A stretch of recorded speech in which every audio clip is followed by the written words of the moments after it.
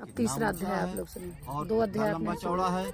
तब वशिष्ठ जी कहने लगे कि 36 योजन, 1 योजन 4 कोस का होता है।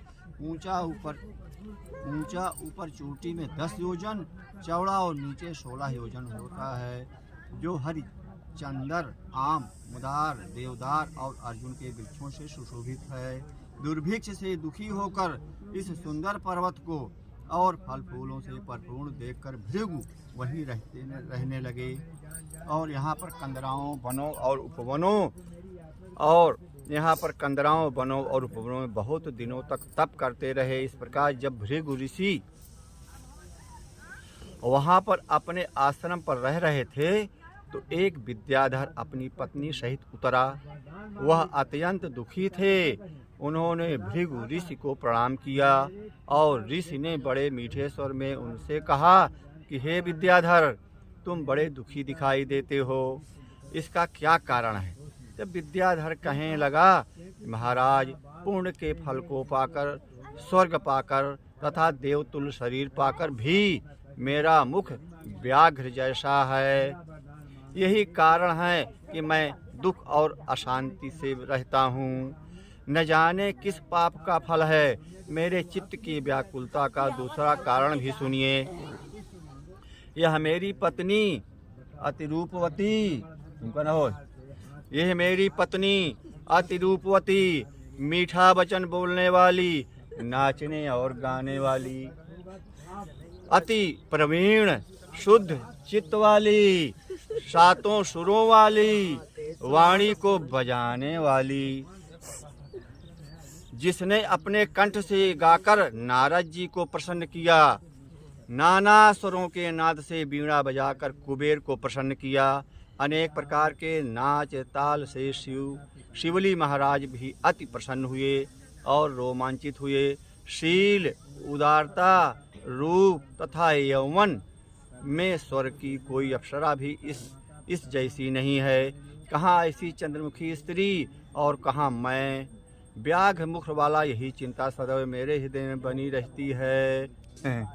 विद्याधर के ऐसे वचन सुनकर तीनों लोकों को, भूत, भविष्य और वर्तमान की बात जानने वाले तथा दिव्य दृष्टि वाले ऋषि कहने लगे कि हे विद्याधर, कर्म के विचित्र फलों को प्राप्त होकर ज्ञानी पुरुष भी मोह को प्राप्त हो जाते हैं। मक्खी के पैर जितना विष भी प्राण लेने वाला होता है, वो कितना छोटा होता है। छोटे छोटे पापों का फल भी अत्यंत दुखदायी हो जाता है। तुमने माघ मास की एकादशी का व्रत करके द्वादशी न आने तक शरीर में तेल लगाया। द्वादशी तेल नहीं लगाना चाहिए। हाँ, द्वादशी तक तेल लगाया।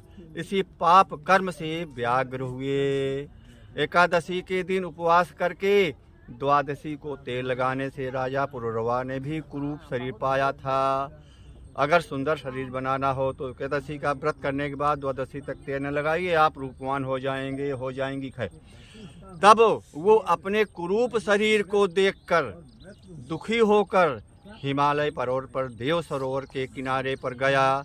प्रीति पूर्वक शुद्ध स्नान कर कुशा के आसन पर बैठकर भगवान कमल नेत्र, शंख, चक्र, गदा, पद्म के धारण करने वाले, पीतांबर पहने, वनमाला धारण किए हुए विष्णु का चिंतन करके राजा पुरुरवा ने 3 मास तक निराहार रह भगवान का चिंतन किया। इस प्रकार 7 जन्मों में प्रसन्न होने वाले भगवान राजा के 3 महीने के तप से ही अति प्रसन्नता हो गई और माघ की शुक्ल पक्ष की, ये कृष्ण पक्ष चल रहा है, इसके बाद वाली उद्धव, शुक्ल पक्ष की एकादशी को प्रसन्न होकर भगवान ने अपने शंख के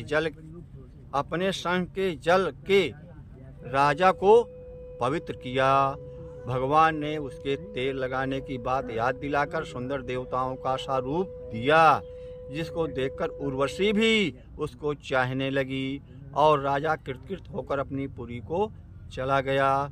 भृगु ऋषि कहने लगे कि हे विद्याधर, इसलिए तुम क्यों दुखी होते हो? यदि तुम अपना यह राक्षसी रूप छोड़ना चाहते हो तो मेरा कहना मानकर जल्दी ही पापों को नष्ट करने वाली हेमकूट नदी में माघ में स्नान करो, जहाँ पर ऋषि सिद्ध देवता निवास करते हैं। अब मैं इसकी विधि बतलाता हूँ। तुम्हारे भाग्य से माघ मास आज से 5वें दिन ही आने वाला है। पौष शुक्ला एकादशी से इस व्रत को आरंभ कर दो। भूमि में सोना, जितेंद्रीय रहकर दिन में 3 समय स्नान करके महीना भर निराहार रहो। सब भोगों बस खत्म है। आज 3 अध्याय है ना, 3 अध्याय। सब भोगों को 3 अध्याय सुनाओ। हम कहा 3 दिन का फल। हाँ 3 दिन का फल, 3 अध्याय त्याग कर तीनों समय भगवान विष्णु का पूजन करो। जब तुम द्वादशी को शिव जी स्तोत्र और मंत्रों से पूजन करोगे तो तुम्हारा मुख देखकर सभी चकित हो जाएंगे। द्वादशी के दिन एकादशी रहने के बाद शुक्ल पक्ष में एकादशी जो हमेशा रहता है वो है, ये नहीं कि वही 12 महीने वाले शुक्ल पक्ष में एकादशी की द्वादशी जब हो तो पारण करिए। पारण के पहले शंकर भगवान का स्मरण कर लीजिए, शंकर जी की पूजा कर लीजिए, नमः शिवाय जो भी हो सके। मंत्रों से पूजन करोगे तो तुम्हारा मुख देखकर सभी चकित हो जाएंगे। जपत जपत चेहरा चटक हो जाएगी है। भगवान का मंत्र तो आई है तेज। हाँ, और तुम अपनी पत्नी के साथ सुख पूर्वक क्रीड़ा करोगे। माघ मास के प्रभाव को जानकर सदा माघ में स्नान करो। पाप और दरिद्रता से बचने के लिए मनुष्य को सदा यत्न से माघ मास का स्नान करना चाहिए। स्नान करने वाला इस लोक तथा परलोक में सदा सुख पाता है। वशिष्ठ जी कहते हैं कि हे दिलीप, भृगु जी के यह वचन सुनकर वह विद्याधर अपनी स्त्री सहित उसी स्थान पर पर्वत के झरने में माघ मास का स्नान करता रहा और उसके प्रभाव से उसका मुख देव सदृश हो गया और वह मणिग्रीव पर्वत पर आनंद से रहने लगा। और भृगु जी भी इस नियम की समाप्ति पर शिष्यों सहित युवा नदी के तट पर आ गए। माघ मास में 3रा अध्याय समाप्त हुआ। 3रा अध्याय हो गया। 3 दिन का महात्मा का जो सुन लेगा उसके लिए बहुत फलदायक माघ नहाने जैसा, गंगा ये स्नान बताया जैसा। है कि इसे मान लीजिए यहाँ आप नहीं आ सकते हैं। हाँ आपके गांव के पास, आपके क्षेत्र के पास कोई सरोवर हो, कोई नाला हो, मतलब नदी हो, कोई बम्बा हो, स्नान करिए। नियम का पालन वहाँ कीजिए। हाँ जैसे यहाँ पे होता है ना। हाँ। वही नियम पालन कीजिए, महात्म्य वही फल आपको पढ़िए, मिलेगा। हवन कीजिए, पूजा कीजिए। सुबह तो सब लोगों को, आप लोग घर चलिए, बैठे आरती कर लीजिए। आप लोगों को माघ नहाने का फल कोई मिलेगा। लो। गंगा मैया की जय। त्रिवेणी संगम से हम आप लोगों को अब आरती करने जा रही हूँ। 2रा अध्याय है। 3रा अध्याय, 2 अध्याय पहले वाले उसमें हुआ, अभी ये 2रा 3रा अध्याय है। आप लोग जरूर सुनिए।